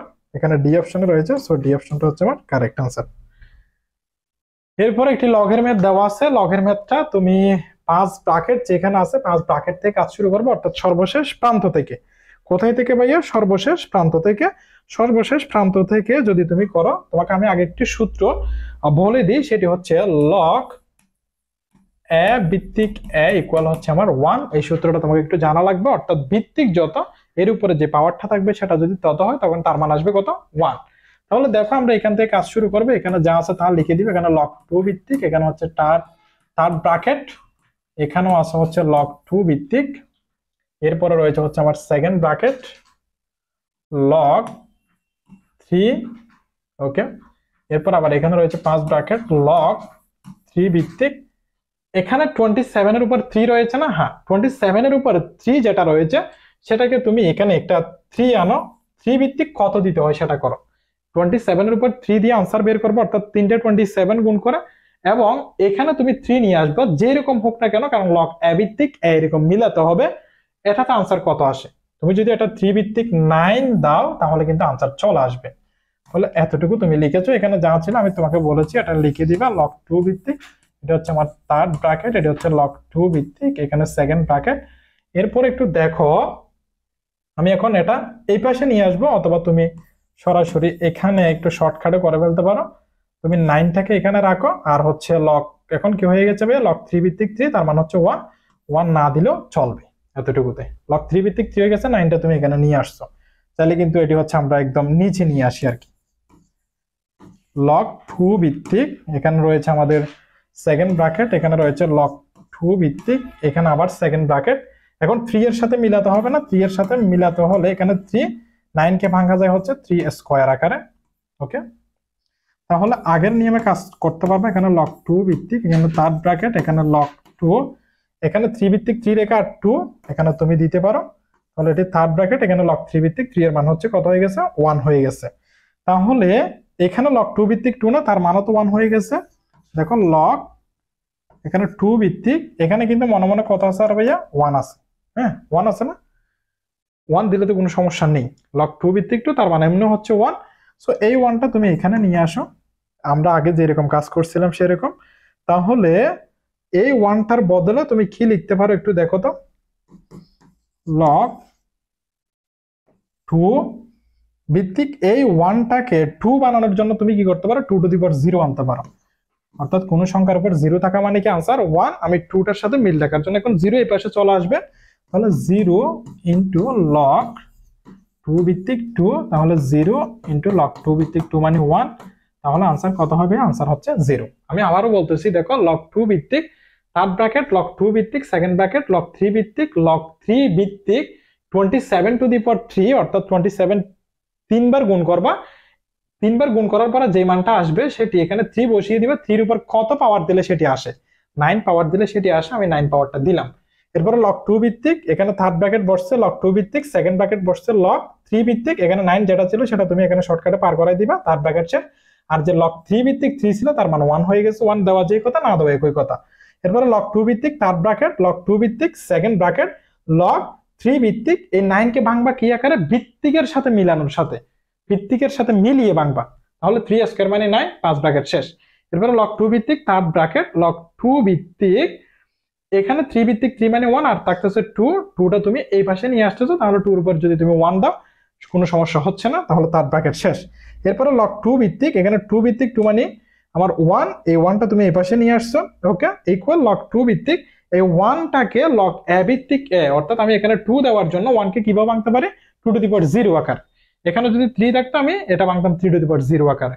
তাহলে ইকুয়াল এই 0টা এখন বাম পাশে, অর্থাৎ আমাদের একদম সহগ আকারে নিয়ে আসছো। এরপর ইনটু লগ 2 ভিত্তিক 2 যেটা ছিল 0 ইনটু লগ 2 ভিত্তিক 2 মানে হচ্ছে 1, তাহলে ইকুয়াল কত আসতেছে ভাই, আনসার 0। হ্যাঁ আনসার কত আসতেছে 0। তাহলে 0 কোথায় আছে, 0 আমার আসে হচ্ছে ভাইয়া এখানে এই অপশনে 0 রয়েছে, সো 0টা হচ্ছে আমার কারেক্ট আনসার। আচ্ছা এরপরে দেখো, এক আটিটি বিক্রি করেন বি কে 10% ক্ষতিতে। আচ্ছা যখন বি এটি 54,000 টাকায় বিক্রি করে এবং 20% লাভ হয়, তখন এ এর গাড়িটির ক্রয় মূল্য কত ছিল। আচ্ছা এ এর গাড়িটির ক্রয় মূল্য তোমার থেকে বের করতে হবে। হ্যাঁ তাহলে আমরা বি কে নিয়ে একটু কাজ করব। কেন ভাইয়া, এ গাড়িটির ক্রয় মূল্য তো নাই, বি এটি 54,000 টাকায় বিক্রি করে এবং 20% লাভ হয়। 54,000 টাকা বিক্রি করে, তার কি দেওয়া আছে, বিক্রয় মূল্য দেওয়া আছে। এখন সে কি কত টাকা দিয়ে ক্রয় করছিল সেটি দেওয়া আছে, মানে এর থেকে সে কত টাকা দিয়ে ক্রয় করছিল সেটি দেওয়া আছে নাই। এখন তুমি একটু বি এর, বি যে 54,000 টাকায় বিক্রি করছে তার 20% যে লাভ হয়েছে, বি এর একটু ক্রয় মূল্যটা তোমাকে জেনে নিতে হবে। হ্যাঁ তাহলে আমরা কিভাবে করি এটা, বি এর ক্ষেত্রে তুমি কাজ করতেছো, কার ক্ষেত্রে, বি এর ক্ষেত্রে, বি এর ক্ষেত্রে, বি এর ক্ষেত্রে 20% লাভ হয় বলছো না ভাইয়া, তাহলে 20% লাভ হলে আমরা যেহেতু বিক্রয় মূল্য জানি, ক্রয় মূল্যটা বের করবো, তাহলে বিক্রয় মূল্য হবে এখানে বাম পাশে। হ্যাঁ, 20% লাভ হয় মানে 100 টাকার মধ্যে কত টাকা? 20 টাকা লাভ হয়। তাহলে বিক্রয় মূল্য দেখো তো 120 টাকা হলে ক্রয় মূল্য কত টাকা হবে? ক্রয় মূল্য 100 টাকা। ওকে, এখন বিক্রয় মূল্য 1 টাকা হলে ক্রয় মূল্য 100 ভাগ 120 টাকা। এখন বিক্রয় মূল্য কত বলতো? 54,000 টাকা। তাহলে বিক্রয় মূল্য 54,000 টাকা হলে ক্রয় মূল্য 100 গুণন 54,000 নিচে হচ্ছে 120 সমান কত আসতেছে? এখানে আমার আসতেছে হচ্ছে 45,000 টাকা। হ্যাঁ, 45,000 টাকা, এটি হচ্ছে 45,000।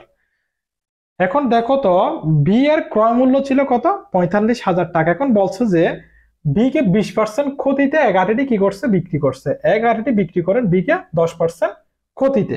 বি কে 10% ক্ষতিতে করছে না? হ্যাঁ, তাহলে দেখো তো কে এ। তাহলে তুমি এ এর ক্ষেত্রে যদি কাজ করো, আমি একটু ছোট করে লিখতেছি, এটি এ এর ক্ষেত্রে। এর ক্ষেত্রে দেখো সে 10% ক্ষতিতে বিক্রি করে দিচ্ছে কাকে? বি কে। তার মানে তার যদি ক্রয় মূল্য 90 টাকা হয়, সরি ক্রয় মূল্য 11টি বিক্রি করেন বি কে 10% ক্ষতিতে। 10% ক্ষতিতে বিক্রি করা মানে তার বিক্রয় মূল্য যদি 90 টাকা হয়, সে ক্রয় করেছিল কত টাকা দিয়ে? 100 টাকা দিয়ে। যেহেতু শতকরার 100 টাকা দিয়ে যদি সে ক্রয় করে, 10% ক্ষতিতে বিক্রি করলে 90 টাকা দিয়ে তাকে বিক্রি করতে হবে। তাহলে দেখো তো একটু, বিক্রয় মূল্য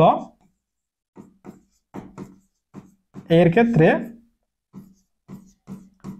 90 টাকা হলে,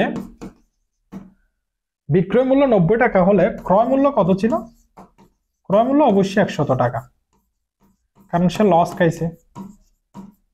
ওকে, এখন দেখো বিক্রয় মূল্য 1 টাকা হলে ক্রয় মূল্য 100, এখানে ভাগ কত? 90 টাকা। এখন বিক্রয় মূল্য কত টাকা দিয়ে বিক্রি করছিল সেটা একটু দেখো তো। বিটা গাড়িটা কিনছিল না? বিটা গাড়িটা কিনছিল কিনা? গাড়িটা কিনছিল 45,000 টাকা দিয়ে। কার কাছ থেকে কিনছিল? এর কাছ থেকে কিনছিল। এ তো বিক্রি করছে। বি এর ক্রয় মূল্যটা ছিল গাড়িটি 45,000 টাকা, কার কাছ থেকে? এর কাছ থেকে। তাহলে এর যে আমাদের বিক্রয় মূল্য, এটা কি বি এর ক্রয় মূল্যের সমান না? বি ক্রয় করছিল, এ বিক্রয় করছিল। তাহলে এর বিক্রয় মূল্য এই 45,000 টাকা না? বি এর যেটি ক্রয় মূল্য ছিল সেটা। বি ক্রয় করেছিল কার কাছ থেকে? এ এর কাছ থেকে। তাহলে সেটা বিক্রয় করছে। তাহলে বিক্রয় মূল্য 45,000 টাকা হলে ক্রয় মূল্য 100 গুণন 45,000 ডিভাইডেড বাই হচ্ছে 90। এখানে একটু ক্যালকুলেশন করলে আনসার কত আসে একটু দেখো তো। একটু কত আসে একটু দেখো।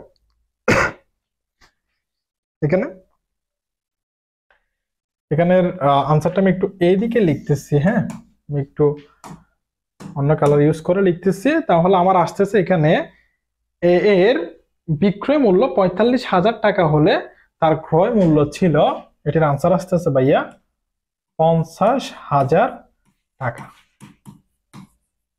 তো সে লস খাইছে কিনা? হ্যাঁ, সে বিক্রয় করেছিল 45,000 টাকা দিয়ে, সে কিন্তু ক্রয় করেছিল কত টাকা দিয়ে? ক্রয় মূল্য আসতেছে 50,000 টাকা।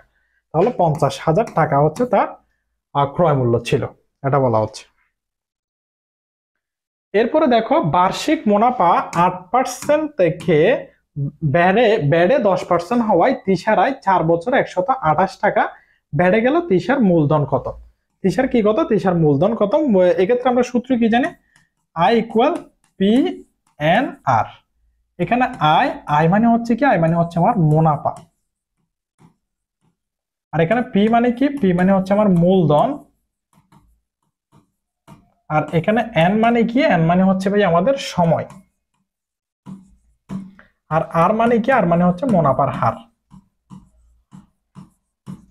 এই সূত্রটা তোমাদের মনে থাকবে তো? হ্যাঁ, এখন একটা মানগুলো বসা, আমার থেকে কি জিজ্ঞেস করা হয়েছে, 30 এর মূলধন কত, মূলধন মানে কি পি জিজ্ঞেস করা হয়েছে। তাহলে আই ইকুয়াল পি এন আর, আমরা যেহেতু মূলধন বের করবো তাহলে এটা এই পাশে নিয়ে আসো, পি এন আর ইকুয়াল হচ্ছে আমার আই। তাহলে আমি পি বের করব, আই ডিভাইডেড বাই কত, আই ডিভাইডেড বাই হচ্ছে আমার এন আর। হ্যাঁ, ওকে। এখন আই আই মুনাফা কত হয়েছিল দেখো তো, বার্ষিক মুনাফা 8% থেকে বেড়ে 10% হওয়ায় 30 আয় 4 বছর 128 টাকা বেড়ে গেছে। কয় টাকা বাড়ছে, 128 টাকা বৃদ্ধি পাইছে, সেটা কি মুনাফা না? হ্যাঁ। তাহলে 128 উপরে বসাও 128। এখন এন এর মানটা কত বছরে বলছে, 4 বছরে। তাহলে এন এর মান হবে 4 ইন্টু আর মুনাফার হার কি হয়েছে দেখো তো, 8% থেকে বেড়ে 10% হয়েছে। তাহলে দেখো তো 8% থেকে 10% হয়েছে মানে 10% মাইনাস, আমি একটু যেহেতু এগুলো ইংরেজিতে লিখেছি এটাও ইংরেজিতে লিখি, 10% মাইনাস কত, 10% মাইনাস 8%, এটি হচ্ছে মুনাফার হার অর্থাৎ 2%। হ্যাঁ, 2%। ওকে, তাহলে কি মুনাফার হার হয়েছিল ভাইয়া 2%। ওকে, আমি একটু এটা এইদিকে লিখতেছি যাতে আনসারটা আমার ভালো মতো আসে আর কি, সুন্দর মতো দেখা যায়। ওকে, 100 এখানে রয়েছে 28, নিচে রয়েছে হচ্ছে আমার 4। 2% মানে কি, 2% মানে হচ্ছে ভাইয়া 2 ডিভাইডেড বাই 100। কারণ কেন, কারণ দেখো পার্সেন্টেজ মানে 1 ডিভাইডেড বাই 100, তাহলে 2% হলে 2 ডিভাইডেড বাই 100।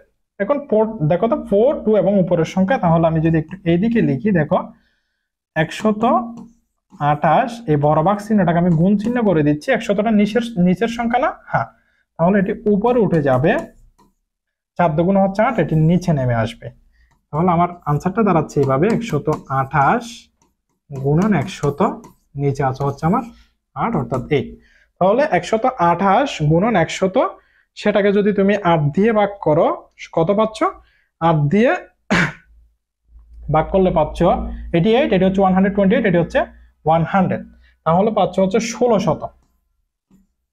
হ্যাঁ, কত ভাইয়া, 1600 অর্থাৎ 1600,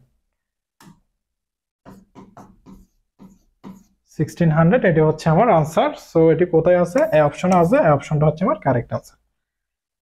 এরপরে দেখো একটি আয়তক্ষেত্রের পরিসীমা 64 মিটার এবং তার ক্ষেত্রফল 231 বর্গ মিটার। আয়তক্ষেত্রের পরিসীমা বর্গক্ষেত্রের পরিসীমার সমান হলে বর্গক্ষেত্রের কর্ণের দৈর্ঘ্য নির্ণয় করো। এখন তোমাকে চিনতে হবে আয়তক্ষেত্র কোন ধরনের এবং বর্গক্ষেত্র কোন ধরনের, তাদের আকার কি রকম, তাদের কোন বাহু কি রকম।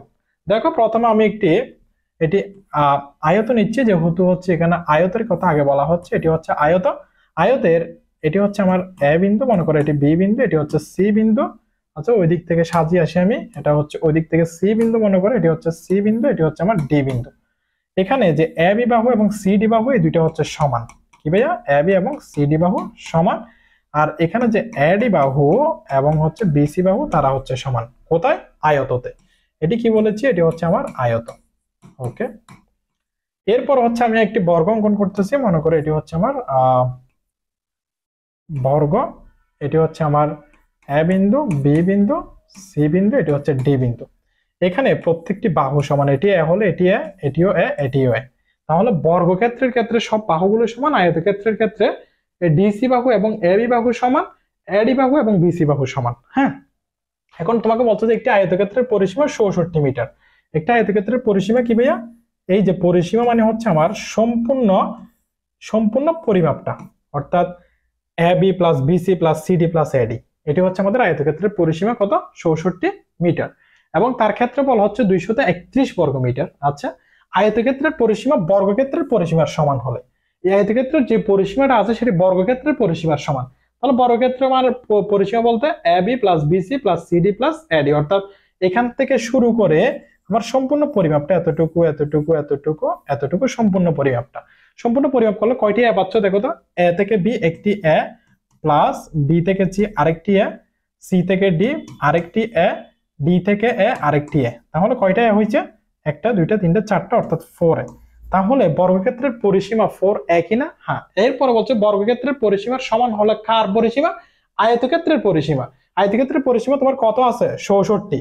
এখন এই বর্গক্ষেত্রের পরিসীমাটা কত আসছে, 4 এ। তাহলে তুমি কি এরকম লিখতে পারো না, শর্ত মতে 4a ইকুয়াল 64। হ্যাঁ, কেন বের করতেছেন ভাইয়া? বর্গক্ষেত্রের কর্ণের দৈর্ঘ্য বের করতে হবে আমার। কর্ণের দৈর্ঘ্য বের করতে হলে তোমার a এর মানটা জানা লাগবে। তাহলে এক্ষেত্রে তুমি a ইকুয়াল 64 ডিভাইডেড বাই 4, এখানে 4টা গুণ অবস্থায় ছিল, এখানে ভাগ অবস্থায় হয়ে গেছে। তাহলে a ইকুয়াল টু হচ্ছে 4 ষোলো 64 অর্থাৎ 16।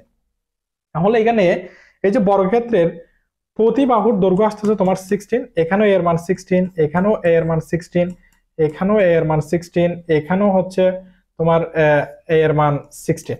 হ্যাঁ, এখন বর্গক্ষেত্রের কর্ণের দৈর্ঘ্য বলতে তোমাকে হয়তো এই কর্ণের দৈর্ঘ্য অথবা এই কর্ণের দৈর্ঘ্য মনে রাখবে যে বর্গক্ষেত্রের দুইটি কর্ণ হচ্ছে আমাদের সমান। এই বর্গক্ষেত্রের কর্ণের দৈর্ঘ্যের সূত্রটা তোমাকে অবশ্যই মনে রাখতে হবে। মনে রাখবা যে বর্গক্ষেত্রের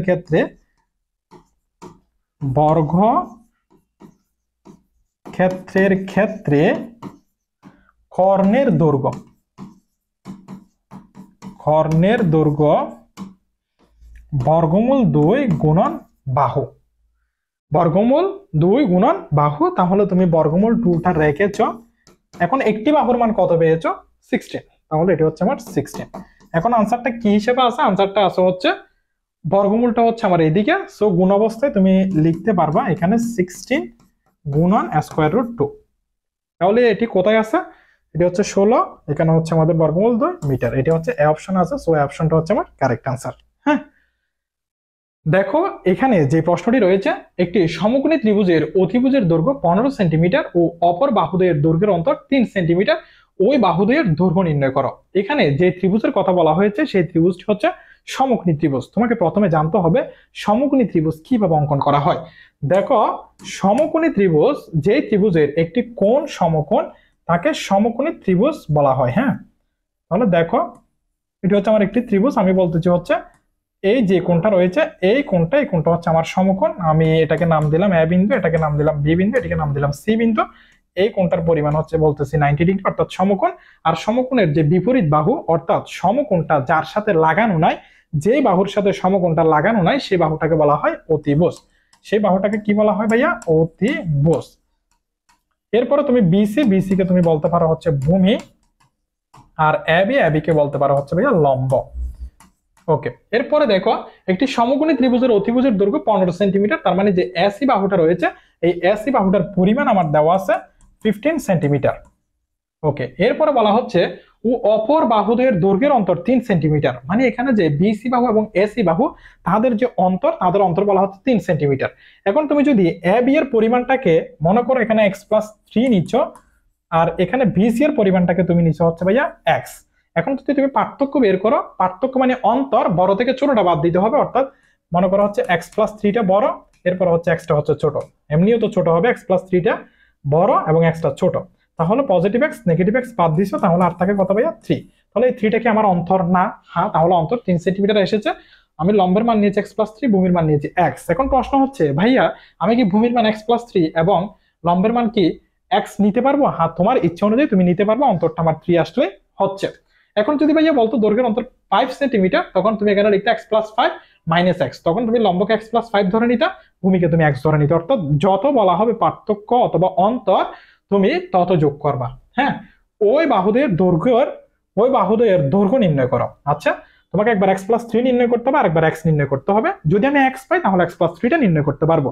আমাদের সমকোণী ত্রিভুজের ক্ষেত্রে পিথাগোরাসের উপপাদ্যের একটি সূত্র রয়েছে। এই সূত্রটা হচ্ছে ভাইয়া অতিভুজ স্কয়ার সমান, আমি অতি লিখতেছি, অতিভুজ স্কয়ার সমান ভূমি স্কয়ার যোগ লম্ব স্কয়ার। ওকে, এখন অতিভুজ স্কয়ার অর্থ অতিভুজের মান কত আছে? 15, তাহলে 15 স্কয়ার ইকুয়াল ভূমির মান হচ্ছে আমার x, so x square plus লম্বের মান কত? x+3, so x+3 whole square. হ্যাঁ, আমি x square plus x+3 whole স্কয়ারকে এই পাশে নিয়ে আসতেছি। দেখো ভা x square plus x+3 whole square equal হচ্ছে আমার 15 স্কয়ার। কারো কোনো সমস্যা আছে এতটুকুতে? x square plus x+3 whole square এই পাশে ছিল, আমি এটাকে এই পাশে নিয়ে এসেছি, 15 স্কয়ারকে ওই পাশে নিয়ে গেছি, কোনো সমস্যা নেই। তাহলে বা x স্কয়ার প্লাস, এখন x+3 হোল স্কয়ার, এটাকে যদি তুমি a ধরো, এটাকে যদি তুমি b ধরো, a প্লাস b হোল স্কয়ারের সূত্রে পড়ছ না? হ্যাঁ, তাহলে a প্লাস b হোল স্কয়ারের সূত্র কি? a square plus 2ab plus b square. তাহলে এখানে যদি তুমি সূত্র প্রয়োগ করো x স্কয়ার প্লাস 2ab মানে হচ্ছে আমার এখানে 6x আসতেছে, প্লাস 3 স্কয়ার মানে হচ্ছে 9, অর্থাৎ a square plus 2ab plus b square 3 square মানে হচ্ছে 9 ইকুয়াল হচ্ছে 15 স্কয়ার মানে হচ্ছে আমার 225।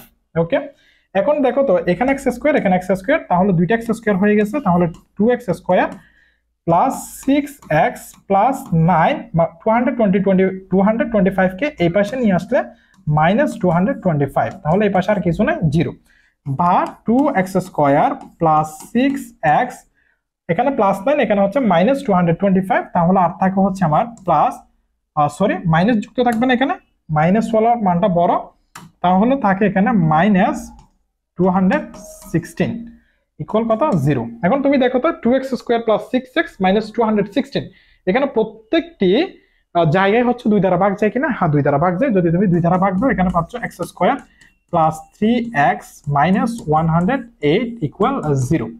এখন তুমি মিডল টার্ম ফ্যাক্টর করো কিভাবে, x স্কয়ার প্লাস, এখন 108 কে ভেঙে তোমাকে 3x মিলাতে হবে, 9 12 কত 108, so plus 12x minus 9x minus 108 অর্থাৎ 108 ইকুয়াল 0।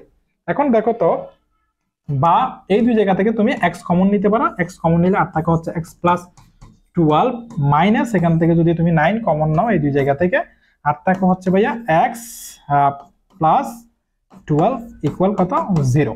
তাহলে দেখো তো এখানে x প্লাস 12 আছে, এখানে x প্লাস 12 আছে, আমি একটু এই দিকে লিখতেছি, এই দিকে এখানেও x প্লাস 12 আছে, এখানেও x প্লাস 12 আছে, কয়টা নিব একটা, তাহলে x প্লাস 12 কমন নিলাম, এখানে থাকতেছে আর x, এখানে থাকতেছে minus 9, so x minus 9 equal 0। হ্যাঁ, তাহলে হয় x plus 12 equal 0 or x minus 9 equal 0, তাহলে x ইকুয়াল হচ্ছে আমার মাইনাস 12 or x ইকুয়াল হচ্ছে 9। যদি কোনো নেগেটিভ যদি আমার দৈর্ঘ্য আসে সেই দৈর্ঘ্যটাকে আমরা কাউন্ট করতে পারবো না, কারণ হচ্ছে কোনো একটা বাহুর মান কখনো নেগেটিভ হইতে পারে না, সো এটি হচ্ছে বাদ, আমার হচ্ছে x এর মানটা কত আসবে, x এর মানটা আসবে হচ্ছে 9। তাহলে তুমি ভূমির মানটা কি কত ধরেছিলা, এটি হচ্ছে তুমি সমকোণী ত্রিভুজ ধরছিল না, এটি সমকোণী ত্রিভুজ ধরছিল, এটি হচ্ছে অতিভুজ ছিল 15, এটিকে তুমি ধরেছিলা x, তাহলে এখন x এর মানটা কত আসছে 9। এরপর হচ্ছে x প্লাস 3 মানে হচ্ছে 9 প্লাস 3, তাহলে কত হবে ভাইয়া 9 প্লাস 3 ইকুয়াল হবে আমার 12, কত হবে 12। এইখানের যে 12টা আছে এটা কিন্তু নিতে পারবে না, এটা ঋণাত্মক, এটিকে বাদ দিয়ে আমি x এর মানটা পেয়েছি 9, তাহলে ভূমির মানটা হচ্ছে 9, এই 9 এর সাথে 3 যোগ করলে লম্বের মান আসবে, লম্বের মান হচ্ছে 12, তাহলে ওই বাহু দিয়ে দৈর্ঘ্য কত হয়েছে, একটা দৈর্ঘ্য হচ্ছে আমার 9, অন্য একটি দৈর্ঘ্য হচ্ছে আমার 12, তাহলে 9 এবং 12 কোথায় আছে, এই যে এ অপশন আছে 9 সেন্টিমিটার ও 12 সেন্টিমিটার, সো এই অপশনটা হচ্ছে আমাদের কারেক্ট আনসার। সো সকলের জন্য দোয়া ও শুভকামনা রইল, আমাদের দেখা হচ্ছে আমাদের পরবর্তী সেশনের যে ম্যাথমেটিক্স প্রশ্নটা রয়েছে ওটার সমাধান নিয়ে। ধন্যবাদ সবাইকে।